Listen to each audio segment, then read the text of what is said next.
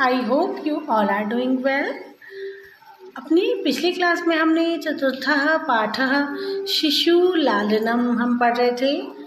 तो हमने देखा था कि किस तरह से राम जी को जब पता चलता है कि उन दोनों बालकों की माता उनके पिता को निर्दयी कहकर अभिवादन करती है, उनका संबोधन करती है, तो वो समझ जाते हैं कि हो ना हो ये उनकी पत्नी सीता के ही बारे में बात कर रहे हैं।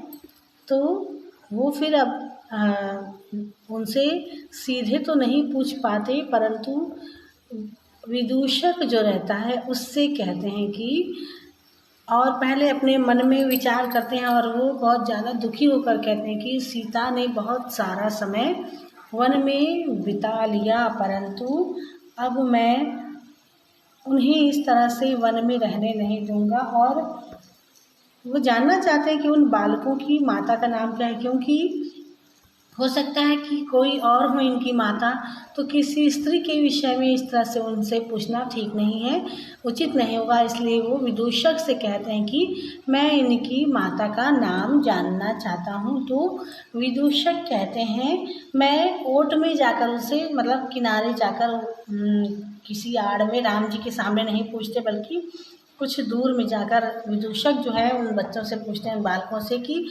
मैं फिर पूछ रहा हूँ आप बताइए कि आप दोनों की माता का नाम क्या है। तो लव कहते हैं कि तस्याह द्वे नामनी, उनके दो नाम हैं। तो विदूषक कहते हैं कथम इव, ऐसा कैसे हो सकता है कि किसी के दो नाम हों।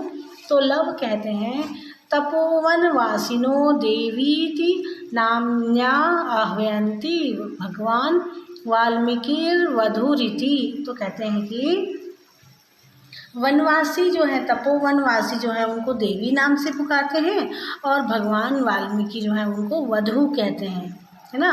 तो राम कहते हैं अपि च इतस्तावद वयस्य, तो कहते हैं मित्र जरा क्षण भर के लिए इधर तो आओ, मेरे पास आओ, मुहूर्त मात्रम, थोड़ी देर के लिए बस। तो विदूषक कहते हैं आज्ञा पयतु भवान, आज्ञा दीजिए, आप आज्ञा दीजिए। तो राम कहते हैं अपि कुमार योर नयोर अस्माकं च सर्वथा समरूपः कुटुंब वृत्तांततः।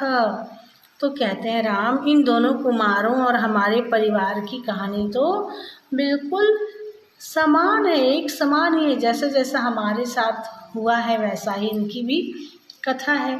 तो फिर पर्दे के पीछे जाकर एक इतना समय हो गया है, रामायण गाने का कार्य क्यों नहीं किया जाता है। तो कहते हैं यति वेला संजाता रामायण गानस्य नियोगः किमर्थम न विधीयते।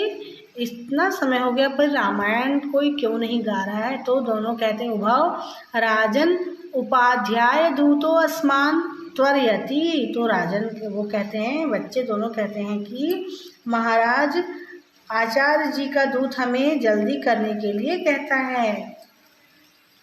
तो राम कहते हैं मया भी सम्माननीय एव मुनिनी योगः तथा ही भवन्तौ गायन्तौ कविर अपि पुराणो व्रत निधिर गिरा संदर्भो अयम प्रथम वर्णितो वतीर्णो वसुमतिम। तो कहते हैं कि मेरे द्वारा भी मुनि के आदेश का सम्मान करना ही चाहिए, जैसा कि आप दोनों कुश और लव इस कथा का गान करने वाले हैं। तपोनिधि पुराण मुनि इस रचना के कवि हैं। धरती पर प्रथम बार अवतरित होने वाला स्फुटवाणी का यह काव्य है। कथा चेयम श्लाघ्या सरसीरुनाभस्य नियतम पुनाति श्रोतारम रमयति च सो अयम परिकरः। तो कहते हैं कि इसकी कथा कमल नाभि विष्णु से संबद्ध है। इस प्रकार निश्चय ही यह संयोग श्रोताओं को पवित्र और आनंदित करने वाला है। वयस्य अपूर्वोऽयं मानवानां सरस्वत्यावतारः तदहं सुहृज्जनसाधारणं श्रोतुम् इच्छामि। सन्निधीयन्तां सभासदः प्रेष्यतां स्मदन्तिकं सौमित्रिः। अहं पेतयोश्चिरासन परिखेदं विहरणं कृत्वा अपनयामि।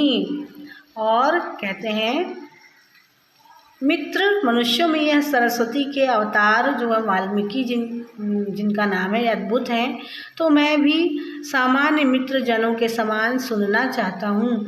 सभी सभासदों को एकत्र कीजिए, मेरे पास लक्ष्मण को भेज दीजिए। मैं भी इन दोनों अर्थात लव और कुश के देर तक आसन में अर्थात गोद में बिठाने से उत्पन्न थकान को टहलकर दूर करता हूँ।